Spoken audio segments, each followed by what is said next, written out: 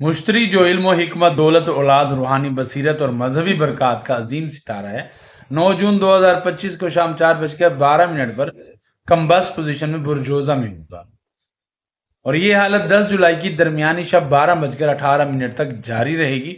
نجومی اسلام میں کمبسٹ ہونا اس وقت کو کہتے ہیں جب کوئی سیارہ سورج کے بہت قریب آ جائے، 10ویں درجے پہ آ جائے اور اس کی روشنی، اس کی طاقت ماند پڑ جائے۔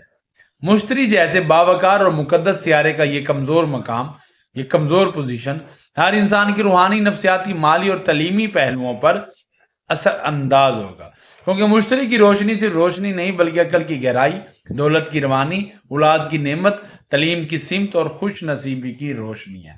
اس لیے اس کا کمبسٹ ہونا زندگی کے ان تمام شعبوں میں رکاوٹ پیدا کر سکتا ہے۔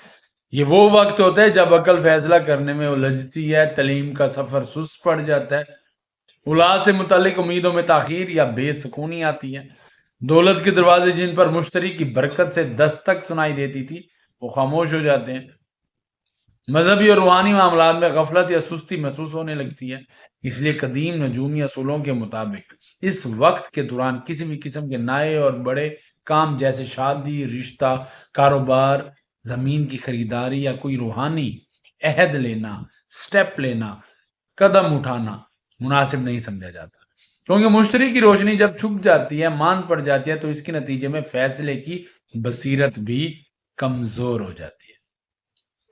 برج جوزہ میں مشتری کا کمبسٹ ہونا خود برج جوزہ کی مزاج کے لیے ایک خاص مرحلہ ہے، کیونکہ جوزہ عقل، ذہانت، رابطہ، گفتگو، تحقیق، تجارت اور سیکھنے کا برج ہے۔ یہاں جب مشتری جیسا دانشور سیارہ کمزور ہو تو فکری خلفشار بڑھ جاتا ہے، لوگ بات کرتے کرتے الجھ جاتے ہیں، نظریاتی بنیادوں کو کمزور محسوس کرنے لگتے ہیں، اختلافات کو برداشت کرنے کی صلاحیت بھی کم ہو جاتی ہے، تجارتی فیصلے غلط سمت اختیار کر لیتے ہیں اور تعلیمی میدان میں طلبہ کو خاص محنت کے باوجود ناکامی یا سست روی کا سامنا دیکھنا پڑتا ہے۔ پاکستان کی قومی ذائچے کے لحاظ سے مشتری 8ویں اور 11ویں گھر کا مالک ہے۔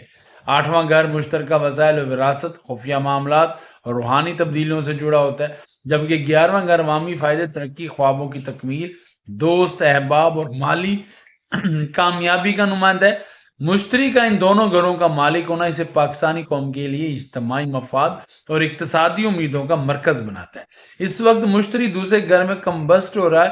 دوسرا گھر دولت، کرنسی، مالی استحکام اور قومی ذخائر سے وابستہ ہے، اس لیے مشتری کا یہاں کمبسٹ ہونا ملک کی مالی رفتار پر براہ راست اثر ڈال سکتا ہے۔ بینکاری نظام میں تبدیلی، کرنسی کی قدر میں بے یقینی، درآمد اور برآمد کے نظام میں مسائل اور اندرونی سطح پر مالی بد اعتمادی کی کیفیت پیدا ہو سکتی ہے۔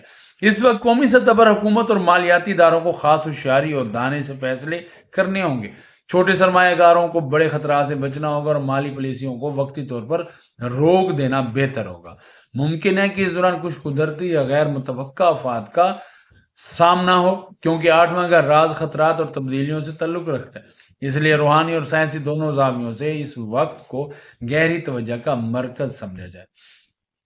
انفرادی سطح پر یہ وقت ہر شخص کے لیے ایک آزمائش ہے جو زندگی میں کچھ نیا کرنے کی کوشش کر رہے ہیں۔ مشتری کا کمبسٹ ہونا نجومی زبان میں ایک پردہ ہے جو عقل پر پڑ جاتا ہے، اس لیے اس وقت کو زیادہ سے زیادہ عبادت، غور و فکر، روحانی صفائی اور خاموشی میں گزارنا بہتر ہے۔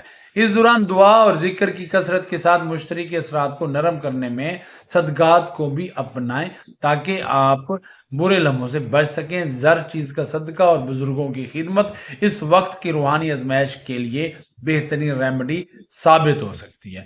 اگر آپ جاننا چاہتے ہیں کہ مشتری کا کمبسٹ ہونا آپ کے ذاتی ذائچے میں کن گھروں کو متاثر کر رہا ہے، آپ کے کن معاملات کو متاثر کر رہا ہے، یا آپ کی شادی، تعلیم، کاروبار یا اولاد سے متعلق کیا اثرات مرتب ہوں گے، تو آپ اپنا برج اور اپنا سوال کمنٹ میں لکھیں تاکہ آپ کو انفرادی اور خاص روحانی نجوم پر مبنی رہنمائی فراہم کی جا سکے۔ آپ سب کے لیے بہت ساری دعائیں، مجھے اپنی دعاؤں میں یاد رکھیے گا۔ السلام علیکم ورحمۃ اللہ وبرکاتہ۔